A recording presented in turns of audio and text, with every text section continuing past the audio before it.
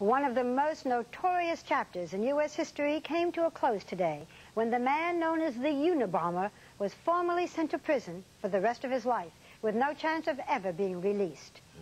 Who is Ted Kaczynski? Is he a genius whose mind was twisted by mental illness or an evil demon? Ted Kaczynski was born in 1942 in Evergreen Park, Illinois. He was considered a gifted student with an IQ of 167. As a math prodigy, he was accepted into Harvard University at the age of 16 and graduated in 1962 at 20 years old. From 1967 and 1969, he taught at the University of California, Berkeley, and became the youngest person to teach at Berkeley at that time. He later moved to Montana, where he lived off the land and was not bothered by other people. The FBI agents hunting for the deadly Unabomber have detained a Montana man described as a hermit. A neighbor identified him as Theodore Kaczynski.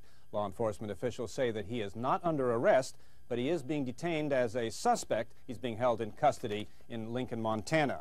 He's a bearded man who has been living for years in a cabin in Lincoln, Montana. He was detained by FBI agents when he refused to let them in to search his home. One law enforcement official told me, "We don't know if we have the right guy. That's why we needed to search his place to find out." A man identified as Theodore Kaczynski did graduate from Harvard in 1962, and the University of California at Berkeley says a man by that name taught in its mathematics department from 1967 to 1969. The neighbor identified or described Kaczynski as 5'9" with scraggly hair, often wearing a straw hat, having no automobile, and riding a bicycle into the town of Lincoln nearby to get his groceries. For 18 years now, the FBI has been searching for the Unabomber. At one point, it issued a sketch of the main suspect in their search. He's believed to come from the Chicago area, and that's where the Unabomber's attacks began. Over the years, 3 people have been killed and 23 have been injured in a number of attacks, including one in Sacramento, California. The Unabomber is a man that sent bombs in mail to random victims. He strived to become the perfect criminal, meaning his goal was to achieve complete anonymity. Kaczynski went great lengths to make sure that the FBI could not trace the bombs back to him.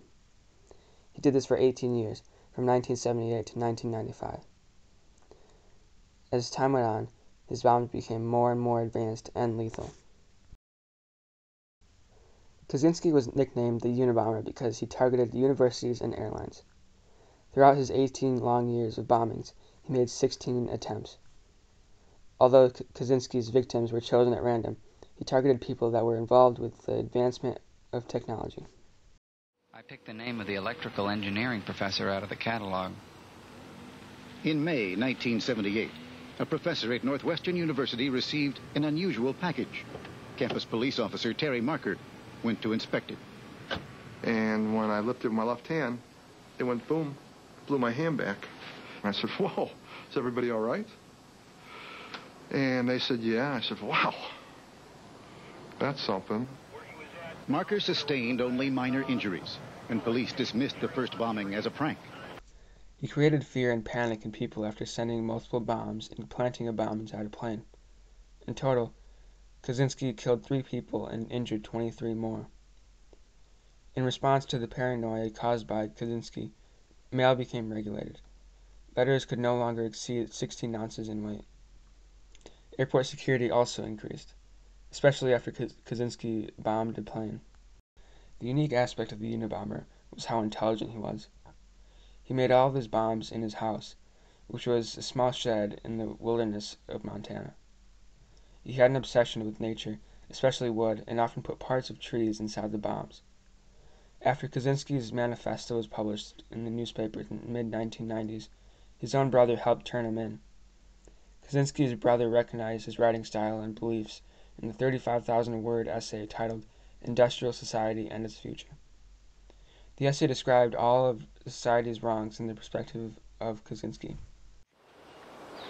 At 11 a.m., the FBI special agent in charge, Jim Freeman, told a 9-man SWAT team to move in.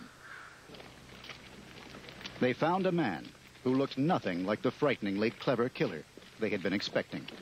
It was just incredible to see him, the sight of this man, disheveled appearance, ragged clothes. The Unabomber greatly impacted the social life of the U.S. He caused widespread paranoia and panic, since his targets consisted of randomly selected people from the library research and catalogs, and also airlines. After the Unabomber's manifesto was published, most people dismissed the message since it was coming from a murderer's mouth. But some people still have an internal conflict with this, since it is true that society is becoming more and more dependent on technology. Should Kaczynski's view of anti-technology be ignored, or should people start to reconsider his perspective? This question is becoming increasingly relevant due to society's dependence on technology.